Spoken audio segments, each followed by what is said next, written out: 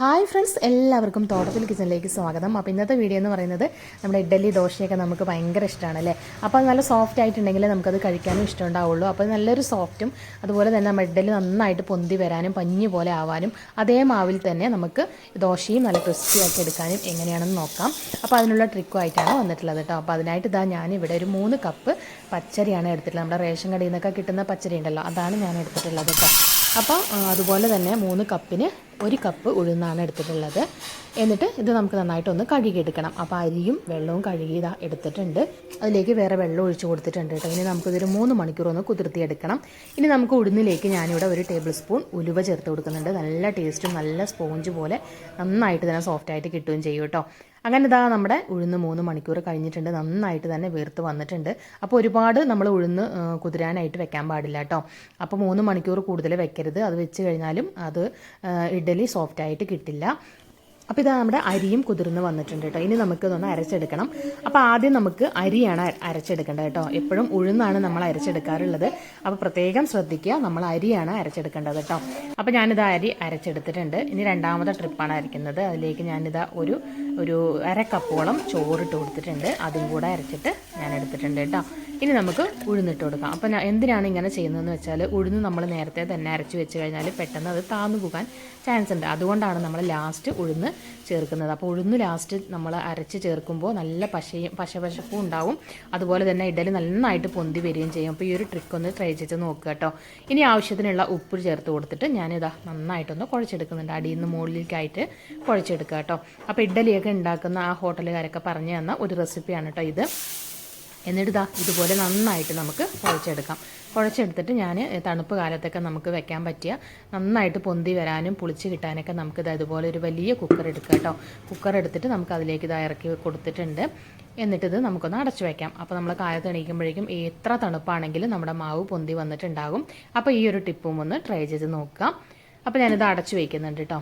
അങ്ങനെ നമ്മൾ രാവിലെ ആയിട്ടുണ്ട്. നമ്മുടെ മാവ് നമ്മൾ തുറന്ന് നോക്കാം കേട്ടോ. നല്ലതുപോലെ തന്നെ പൊന്തി വന്നിട്ടുണ്ട്, കണ്ടില്ലേ, നന്നായിട്ട് പൊന്തി വന്നിട്ടുണ്ട്. ഇനി നമുക്ക് മിക്സ് ചെയ്യേണ്ട ആവശ്യമൊന്നുമില്ല. നമ്മൾ നേരത്തെ തന്നെ മിക്സ് ചെയ്ത് ഉപ്പൊക്കെ ഇട്ട് മിക്സ് ചെയ്ത് വെച്ചതല്ലേ. അപ്പോൾ ഇനി നമുക്ക് മിക്സ് ചെയ്യേണ്ട ആവശ്യമില്ല. ഇതുപോലെ തന്നെ നമുക്ക് എടുത്തിട്ട് എന്ത് ചെയ്യാം, ഇഡ്ഡലി ഒഴിക്കാവുന്നതാണ് കേട്ടോ. അപ്പോൾ നമുക്ക് നല്ലൊരു കൺസിസ്റ്റൻസിയിലാണ് നമ്മുടെ മാവ് കിട്ടിയിട്ടുള്ളത്, കണ്ടില്ലേ. ഇതേ ഒരു തന്നെയാണ് നമ്മൾ ദോശ ചുടുന്നത് കേട്ടോ. നമ്മൾ വെള്ളം ഒഴിക്കുക ലൂസാക്കുക ഒന്നും വേണ്ട. ഇതേ മാവിൽ തന്നെ നമുക്ക് നല്ല ക്രിസ്പി ആയിട്ടുള്ള ദോശയും ചുട്ടെടുക്കാൻ പറ്റും. ഇനി നമുക്ക് നമ്മുടെ ഇഡ്ഡലി തട്ടിലേക്ക് ഞാൻ കുറച്ച് എണ്ണ ഒഴിച്ച് കൊടുക്കുന്നുണ്ട്. ചിലവർ നമ്മൾ തുണിയൊക്കെ വെച്ചിട്ടായിരിക്കും ഒഴിക്കുക. അതെങ്ങനെയാണോ നിങ്ങളുടെ ഇഷ്ടത്തിനനുസരിച്ച് ഒഴിക്കുക കേട്ടോ. അപ്പോൾ അതുപോലെ ഓരോ തവി മാവ് എടുത്തിട്ട് നമുക്കിതുപോലെ ഒഴിച്ച് കൊടുക്കുക കേട്ടോ. അപ്പോഴേക്കും നമ്മുടെ ഇഡ്ഡലി നമ്മൾ വെക്കാനുള്ള വെള്ളം ഉണ്ടല്ലോ, ഇഡ്ഡലി പാത്രത്തിലുള്ള വെള്ളം നന്നായിട്ട് തിളച്ചിട്ടുണ്ട്. ഇതുപോലെ തിളച്ച് വരുമ്പോഴാണ് നമ്മൾ എന്ത് ചെയ്യേണ്ടത്, നമ്മൾ ഇതുപോലെയുള്ള തട്ടിൽ മാവ് ഒഴിച്ച് വെക്കേണ്ടത് കേട്ടോ. ഒരിക്കലും നമ്മൾ പച്ചവെള്ളം ഒഴിച്ചിട്ട് അതിൻ്റെ മുകളിൽ ഇതുപോലെ ഒഴിച്ച് വെച്ചിട്ട് നമ്മൾ പിന്നെ തീ കത്തിക്കാൻ പാടില്ല. വെള്ളം നന്നായിട്ട് തിളയ്ക്കണം. വെട്ടി തിളച്ചതിന് ശേഷമാണ് വെക്കേണ്ടത് കേട്ടോ. അങ്ങനെ നമ്മുടെ ഇഡ്ഡലി ഇവിടെ റെഡി ആയിട്ടുണ്ട്. അതിൽ പെട്ടെന്ന് തന്നെ ആ ഒരു വെള്ളം ചൂടായിട്ട് നമ്മൾ മാവ് വെക്കുന്ന സമയത്ത് പെട്ടെന്ന് തന്നെ ആ ഇഡ്ഡലി മാവ് പൊന്തി വരാനും സോഫ്റ്റ് ആവാനും നല്ല ഇതായിരിക്കും. അതുകൊണ്ടാണ് നമ്മൾ ഇഡ്ഡലി വെള്ളം തിളച്ചതിന് ശേഷം ഇഡ്ഡലി ഒഴിച്ച് വയ്ക്കാൻ വേണ്ടി പറയുന്നത് കേട്ടോ. അങ്ങനെ നമ്മുടെ ഇഡ്ഡലി സോഫ്റ്റായിട്ട് വന്നിട്ടുണ്ട്, കണ്ടില്ലേ. കാണുമ്പോൾ തന്നെ മനസ്സിലാവും, നല്ല സോഫ്റ്റായിട്ട് നല്ല അടിപൊളിയായിട്ട് നമ്മുടെ റേഷൻ കടയിൽ നിന്ന് കിട്ടുന്ന അരി കൊണ്ടാണ് നമ്മൾ ഉണ്ടാക്കിയിട്ടുള്ളത്. നല്ലതുപോലെ ആയിട്ട് വന്നിട്ടുണ്ട് കേട്ടോ. അപ്പോൾ നമുക്കിതൊരു സാമ്പാറോ അല്ലെങ്കിൽ ചമ്മന്തിൻ്റെ കൂടെയൊക്കെ കഴിക്കാൻ നല്ല ടേസ്റ്റാണ്. അടിപൊളിയായിട്ട് നമുക്ക് കഴിക്കാനായിട്ട് പറ്റും കേട്ടോ. അപ്പോൾ ഈ ഒരു ടിപ്പ് എല്ലാവരും ട്രൈ ചെയ്ത് നോക്കിയിട്ട് ഇതുപോലെ ഇഡ്ഡലി എല്ലാവരും ഉണ്ടാക്കി നോക്കുക. ഫീഡ്ബാക്ക് അറിയിക്കുക കേട്ടോ. ഇനി നമുക്ക് ഈ ഒരു മാവിൽ തന്നെ നമ്മൾ ദോശ ചുടാനാണ് പോകുന്നത്. ദോശയോ റോസ്റ്റോ എന്ത് വേണമെങ്കിലും ഉണ്ടാക്കാം. അപ്പോൾ ഈ ഒരു മാവിൽ തന്നെയാണ് ഉണ്ടാക്കുന്നത് കേട്ടോ. നമുക്ക് വെള്ളമൊന്നും ഒഴിച്ച് കൊടുക്കുക അങ്ങനെയൊന്നും ചെയ്യേണ്ട ആവശ്യമില്ല. ഇനി നമുക്കിതിൽ ദോശ ഒഴിച്ച് നോക്കാം കേട്ടോ. അപ്പോൾ കല്ല് നന്നായിട്ട് ചൂടായിട്ടുണ്ട്. ഇനി നമുക്കതിലേക്ക് ഒരു തവി മാവ് ഒഴിച്ചിട്ട് നമ്മൾ സാധാരണ ദോശ ഇടുന്ന പോലെ നമ്മൾ ചുട്ട് നോക്കാം കേട്ടോ.